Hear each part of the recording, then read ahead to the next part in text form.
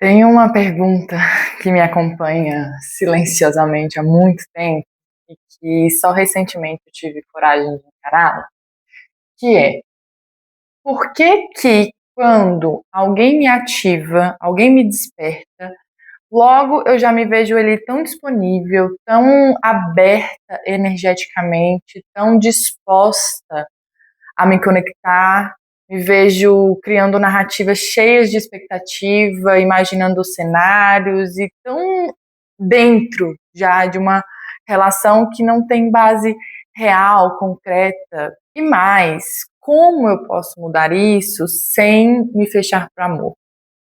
Acredito que essa pergunta pode pairar por aí também, principalmente se você é mulher e está me ouvindo, porque a disponibilidade é algo esperado de nós. Nós fomos socialmente educadas para estarmos disponíveis, acessíveis, dispostas, a serviço do outro.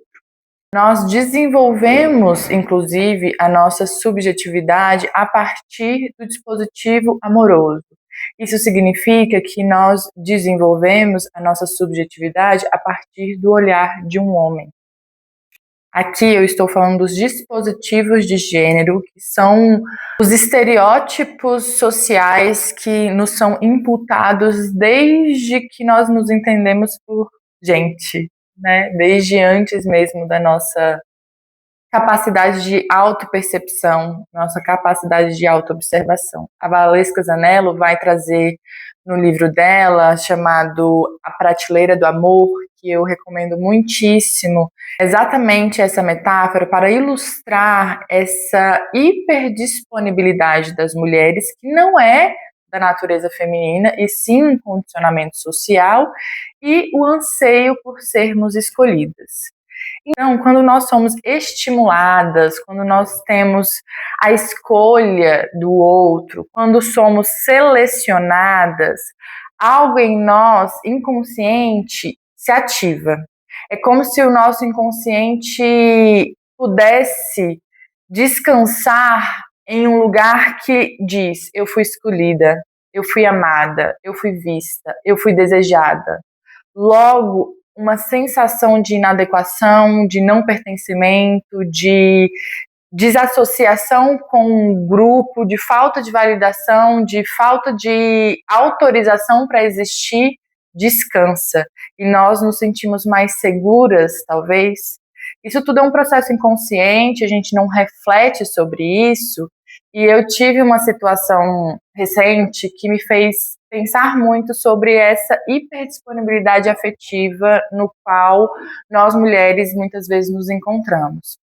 Eu escutei um comentário de uma pessoa que me disse que a minha postura, a minha forma de andar, a minha forma de falar, eu não sei exatamente o que ela estava enxergando ali, mas que esse posicionamento que eu tinha afastava os homens. Logo, um homem que me visse numa balada, num rolê, numa festa, e me visse da forma que ele estava me vendo, né, se sentiria intimidado e não se aproximaria com medo de ser rejeitado. E aí esse comentário me fez refletir sobre algumas coisas. Uma delas é sobre a hierarquia dentro das relações de gênero. Aqui eu estou falando de relações entre homens e mulheres. Isso pode se estender para outras dinâmicas relacionais também. Mas quando eu me intimido pela postura do outro, pela grandeza do outro, pela autoconfiança que essa pessoa demonstra ter, e eu me sinto intimidado, eu me sinto apequenado, e logo isso me afasta, me mostra, me revela que as nossas dinâmicas relacionais estão muito pautadas na ideia de dominância, onde o forte domina o mais fraco. Geralmente, o sexo frágil seria a mulher e ela estaria submetida à posse, ao domínio e ao controle do homem. Então, quando um homem vê uma mulher que ele considera que está numa posição de não subserviência, de não subjugação, ele se afasta, ele se intimida. Isso mostra muito bem como essas dinâmicas se dão, porque eu fiquei pensando, então se eu fosse uma tonhona, uma songamonga, andasse por aí cabisbaixa, apequenada, curvada, insegura, frágil, logo isso daria um espaço de maior segurança para os homens se aproximarem? Eu, inclusive, acatei esse comentário como um elogio, porque se a minha postura, se a minha forma de existir no mundo está selecionando quem se aproxima de mim e afastando aquelas pessoas que se sentem intimidadas pelo meu próprio tamanho, eu vejo isso como um ponto positivo. Porque eu não quero me relacionar com pessoas que precisem se sentir maiores do que eu para se sentirem seguras, e também não quero pessoas que se sintam amedrontadas, temidas, ameaçadas pela minha própria grandeza. Acho que uma relação de igual para igual, onde se olha no olho, sem essa dinâmica hierárquica, preza por duas pessoas com uma individualidade muito bem firmada, bem reconhecida, onde cada um preze pela sua individualidade no sentido de reconhecer o seu valor, reconhecer a sua grandeza, também reconhecer as suas limitações e as suas sombras, e ainda assim se escolherem. Porque o que é importante sobre a questão da prateleira, e que nós mulheres precisamos ter consciência sobre isso, é que quando estamos submetidas à escolha do outro, sem nos reconhecermos como agentes de escolha também, nós estamos sendo objetificadas, um objeto que fica disposto nessa prateleira esperando ser escolhida, esperando ser selecionada. E quando esse outro me seleciona, quando esse outro me escolhe, eu me sinto especial, eu me sinto amada, eu me sinto escolhida.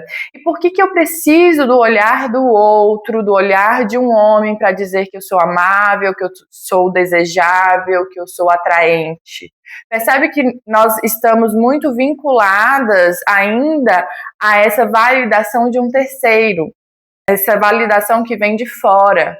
Quando a gente não reconhece o nosso próprio valor, quando a gente não está nos relacionando com o nosso eros interno, né, essa nossa capacidade de amar, essa nossa capacidade de se conectar, de se vincular afetivamente, de erotizar as nossas relações, e não somente relações amorosas, como amizades, grupos, espaços que você frequente, trabalho, clientes. É muito importante o processo de individuação de uma mulher, que ela se reconheça como um indivíduo, agente de escolha, capaz e autorizado a também escolher. E aí, isso, voltando à pergunta, me fez pensar sobre essa rapidez na nossa entrega, onde a gente não tem discernimento e critério. A gente se apaixona em demasia, a gente projeta em demasia, não conectada com o nosso eros interno, com essa nossa capacidade erótica que vem de dentro, que é nossa, porque o teu desejo, ele é teu, é uma força que você carrega, uma força, inclusive, que precisa ser treinada e canalizada para que ela sirva aos seus valores mais elevados, aquilo que você realmente quer para você.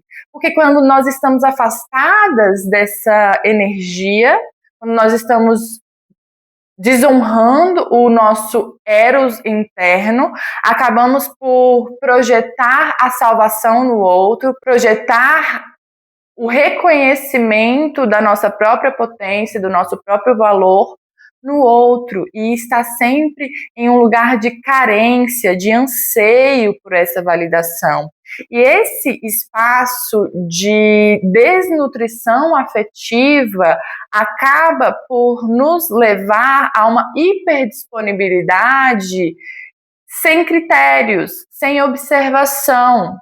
E eu não estou dizendo aqui para a gente não se abrir, pelo contrário, para a gente se abrir, para a gente se aproximar, para a gente flertar e mantermos os pés no chão a ponto de estar sempre observando o caminhar dessa relação, o que eu vejo acontecer muitas vezes é uma projeção exacerbada num potencial relacional, muitas vezes advindo de uma conexão química, de uma atração forte, uma conexão sexoafetiva intensa, que a gente acaba entendendo como conexão profunda e verdadeira, quando na verdade é só a química do processo de conexão relacional acontecendo no seu cérebro, te deixando um pouco entorpecida, enebriada.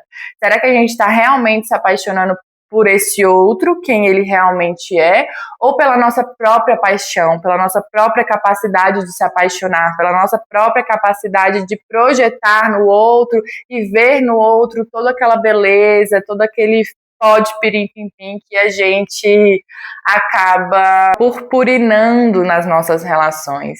Esses dias eu vi um podcast que fala sobre empreendedorismo e eles estavam falando sobre a importância dos processos seletivos para que não cause prejuízos para a empresa, né? Então, a necessidade de fazer uma curadoria minuciosa ali no processo seletivo, se dedicar a essa seleção, fazer com etapas e de uma forma bem avaliativa, bem criteriosa mesmo, para que você reduza os prejuízos, para que você não acabe contratando uma pessoa que não atende aos critérios da vaga ou que vai te dar problemas no futuro. E a outra premissa seria demitir rápido, porque se você já percebe que aquela pessoa não está correspondendo à altura do que a empresa exige, é importante que se demita rápido para não ficar postergando o prejuízo que aquele funcionário está dando para a empresa. E aí, quando eu escutei isso, eu achei que fazia muito sentido aplicar também nas nossas relações, porque o que acontece é justamente o contrário. A gente não tem muito critério, a gente acaba se relacionando com muita rapidez, justamente pelo apaixonamento ser algo muitas vezes arrebatador e muito intenso e a gente não consegue ver a realidade. E quando a gente se percebe, a gente já está muito emaranhada emocionalmente e com muita dificuldade de sair a partir do momento que aquelas frustrações, os incômodos ficam muito evidentes, de que aquela pessoa não corresponde àquilo que você gostaria, ou não está à altura, não compactua com seus princípios, seus valores, ou o caminho que você está seguindo. E como eu acompanho muitas mulheres passando por dificuldades dentro de relacionamentos e com muita dificuldade em fazer o caminho de libertação de relacionamentos abusivos, de relacionamentos desequilibrados, trocas injustas e que elas se veem conscientes de tudo aquilo, mas com muita dificuldade de sair, de se libertar, justamente porque estabeleceu-se ali uma relação de dependência. E eu fiquei repensando que se a gente trabalhar anteriormente, talvez a gente se proteja e se defenda de passar por algumas situações que podem, inclusive, ser bem perigosas para nós mulheres atualmente, né? Então, me fez pensar sobre a necessidade de a gente se antever a essas situações. E para isso a gente precisa trabalhar anteriormente, não somente no lugar paliativo de libertação dessas relações, mas como que eu entro nessas relações? Como que eu fui parar lá? Porque é como se a gente não se percebesse nesse processo e quando vê, já está emaranhada numa relação que não condiz com aquilo que você quer, com aquilo que você busca, com os valores mais elevados da sua alma. Você é um indivíduo que pode escolher. E para escolher, você precisa saber o que você quer e o que você não quer. E para você ver a realidade do outro, quem o outro é preciso estar conectado com o chão da situação, com o real. Porque no real, as ilusões se desfazem. Estarmos comprometidas a observar os nossos incômodos e a enxergar quando o outro se mostra ser aquele outro mesmo, e não aquilo que eu espero ou que eu gostaria que ele seja, e acreditar no que se vê, confiar no que se sente. e saber se retirar. E aqui eu não estou falando de relações a longo prazo, de relações que já tem uma construção, que vale a pena conversar, que vale a pena desmiuçar. Eu estou falando de flertes. Eu estou falando de coisas muito iniciais, onde muitas vezes a gente tem sinais e ainda assim permanece, relativiza, justifica, explica, para manter aquele ideal, tentando moldar aquela pessoa, aquela dinâmica relacional naquilo que eu imagino que ela poderia vir a ser. Existe, inclusive, um provérbio africano que diz assim: para saber o fim, basta prestar atenção no começo. Isso é para que a gente se recorde de fazer sim essa curadoria, de fazer sim esse processo seletivo ao flertar, ao se disponibilizar a uma relação, ao iniciar uma amizade, a colocar a tua confiança, a tua intimidade na mão de uma outra pessoa. Porque imagina que você está colocando essa pessoa para dentro do seu campo emocional, para dentro do seu psiquismo, para dentro da sua vida, para dentro da sua casa. É importante que você saiba sim fazer essa aproximação de uma forma cuidadosa, em respeito a você, em respeito à sua energia, ao seu valor, à sua integridade, em respeito ao seu campo emocional. Eu tô contando isso porque recentemente eu passei exatamente por essa situação. Tava num flerte super gostoso e tal, me abrindo. Anteriormente eu tava um pouco mais restrita, mais contida na minha própria energia, mas decidi me abrir a um possível flerte, comecei a me relacionar num lugar bem embrionário ainda, bem nada acontecendo, só o flerte mesmo, e eu percebendo a coisa caminhando para um lugar bem legal, bem gostoso, começou a me dar um friozinho na barriga, eu fui me permitindo conhecer essa pessoa, fui me permitindo me abrir para essa possível relação. E aí, ao decorrer do tempo, poucas semanas, eu percebi uma atitude que me trouxe, me atravessou de um lugar estranho. A sensação que eu tive foi que não havia coerência entre atitude e fala e que aquilo me trazia uma sensação de insegurança, confusão e ansiedade. Eu não sabia exatamente o que esperar, porque nós estávamos caminhando de uma forma, e aí chegou um dia que eu percebi uma atitude completamente contrária do que estava sendo construído, e aquilo me fez entrar num processo um pouco ansioso. Sabe quando você fica precisando decifrar o interesse do outro, a atitude do outro? E aquilo me atravessou num lugar de muito incômodo. A partir disso, eu senti de que não, eu não quero esse tipo de relação, eu vou me retirar. E me retirei. E aquilo para mim me trouxe um lugar de tanta satisfação e realização da minha capacidade de observar o real da situação e me retirar quando aquilo não condiz com comportamentos que reflitam o que eu acredito, a forma como eu me posiciono. Tem coisas que a gente precisa saber se é pra gente ou se não é.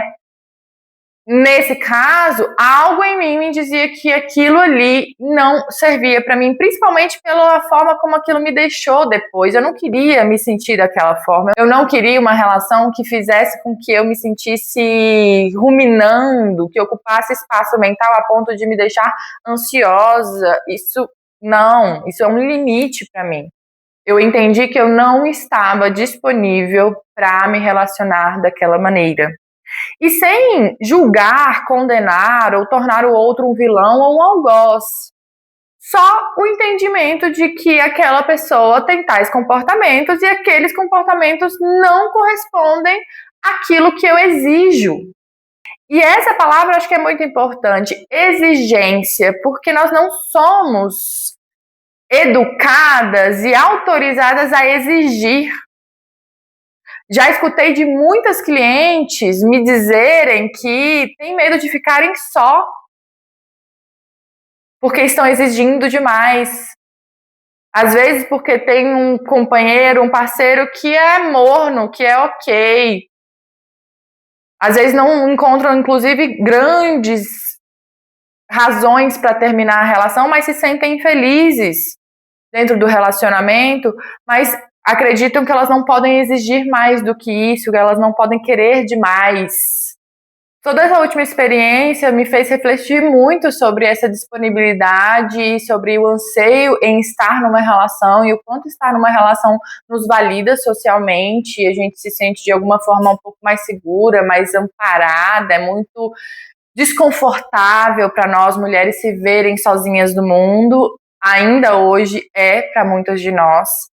E muito curioso também pensar que a minha autoconfiança, algo que é muito caro a mim, porque isso não foi dado, isso não foi natural. Se hoje eu consigo carregar um pouco disso, se hoje alguém consegue me perceber como uma pessoa que carrega a autoconfiança, que transmite essa energia, foi algo conquistado a duras penas.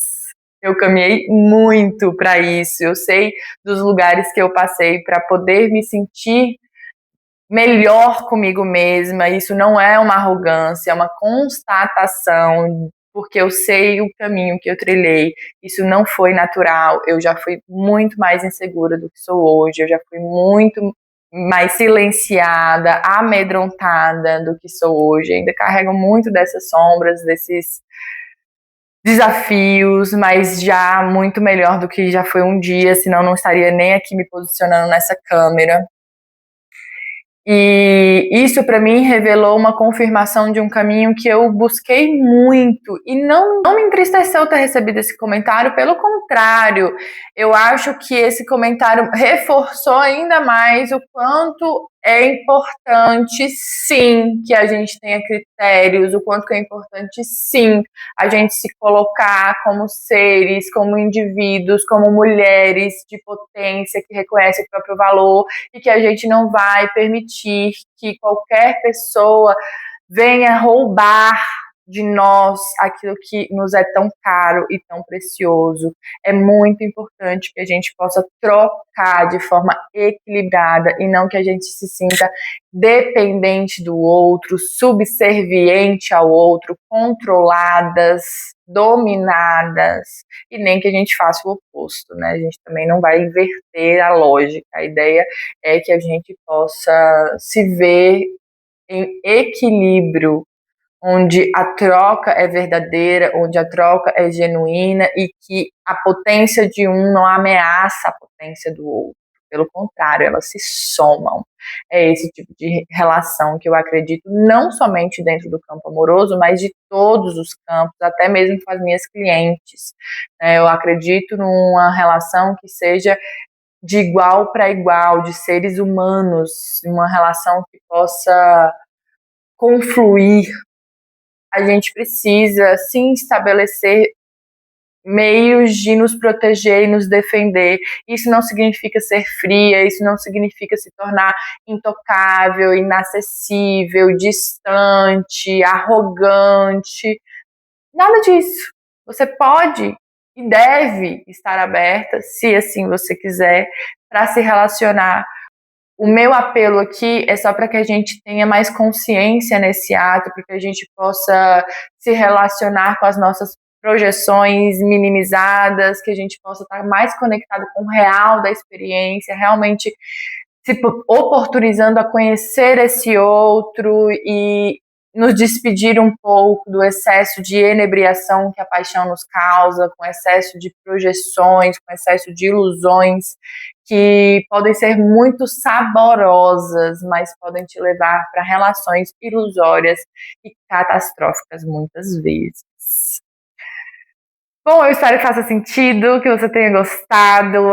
Eu acho que uma boa pergunta, uma boa provocação para a gente finalizar esse vídeo seria: por que a gente permanece, mesmo quando a gente percebe as incoerências, as ambiguidades, os desrespeitos, as ausências do outro?